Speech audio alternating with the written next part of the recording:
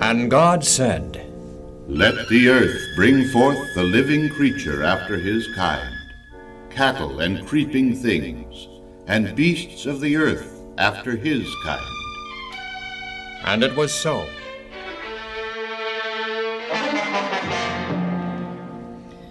Ah, children, what a tremendous thing God accomplished that day. They tell us that there have existed and now exist some 2 million different kinds of animals. I wonder if anyone can name all the different kinds. No, but we can tell a number of things that might help understand the important place animals occupy in the scheme of creation. Listen. Animals range in size from the microscopic, single-celled protozoa to large creatures such as the giraffe and elephant. All land animals are dependent, directly or indirectly, on plants. Some animals are called herbivorous because they feed only on plants. And although it was not in God's original plan, there are now animals who are carnivorous, preying on other animals for their food. Cows are a good example of herbivorous animals. The strongest animal, the elephant, is herbivorous. Lions are a good example of the carnivorous kind. A third type lives on both plants and meat. These are called omnivorous. Bears are a good example of this type. It's easy to see how closely animals depend on plants and each other for survival. This interdependence is called the balance of nature, and it's a mighty and marvelous complex system. Since creation, hasn't a gradual change taken place in man and beast? Yes, listen to this. Since man was driven from the Garden of Eden because of sin, man and the animals have developed an even closer interdependence. After the flood, man became a hunter.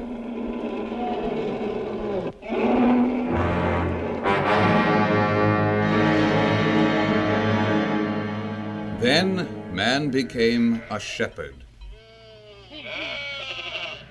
Man domesticated the sheep and made friends with dogs to help him manage his flocks of sheep.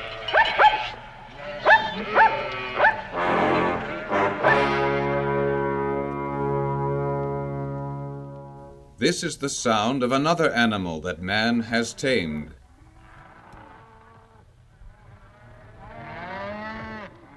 The cow became a very useful animal. From cattle we get beef and milk for our children, butter and cheese, to say nothing of tallow for candles, and hides for leather shoes, belts, straps, and harnesses.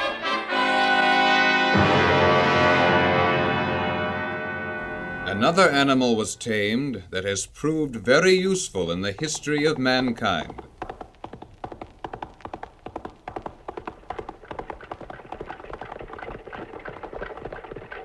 The first sound was galloping horses, but the last sound, what was that? Well, many people will not recognize the sound of wagons. You hardly hear it in America anymore. But in other parts of the world, horses still help farmers plow their fields and pull their carts and wagons. Until the invention of the steam and gasoline engines and the electric motor, man's well-being depended to a very large extent on animal power. We still use the term horsepower. Horses, camels, llamas, elephants, yaks, reindeer, water buffalo, oxen, donkeys. What could man, with his limited strength, do without them? And God said, Let the earth bring forth creeping things and beasts of the earth after his kind. and it was so.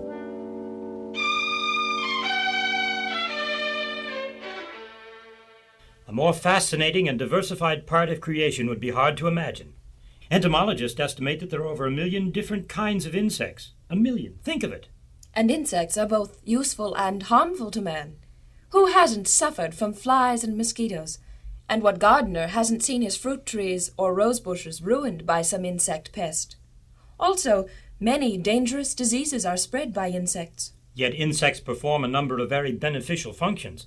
Many act as nature scavengers, consuming parts of dead animals and refuse.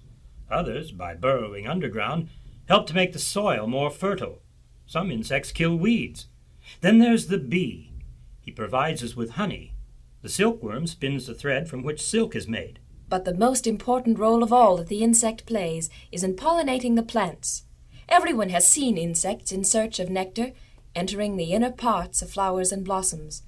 As insects feed, pollen from the flower's stamens dust off onto their legs, and when the insect enters another flower, the pollen is transferred into the stigma, thus making the plant fruitful. The life cycle of many insects is very complicated and interesting. Tell us about it. Well, beginning with an egg, laid in some suitable host, usually a plant or the soil, the insect develops into a worm or caterpillar.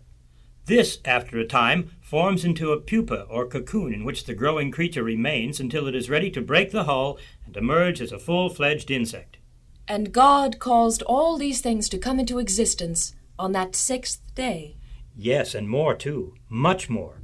But before we get into that second part of the sixth day of creation, I think it would be well to stop for a moment and think.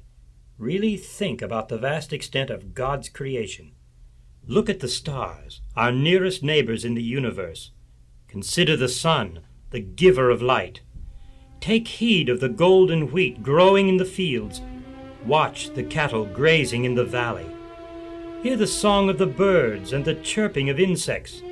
Gaze out over the sea, so full of living creatures. Swim in the blue waters of a lake or lazily flowing stream, bringing exuberant recreation. Climb to the top of yonder mountain.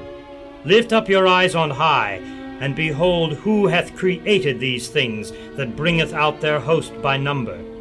He calleth them all by name, by the greatness of his might. For that he is strong in power, not one faileth. God formed the earth and made it. He established it. He created it not in vain. He formed it to be inhabited. Be thankful. Never cease to wonder. Always praise God for the wonderful world he created for our benefit in the beginning.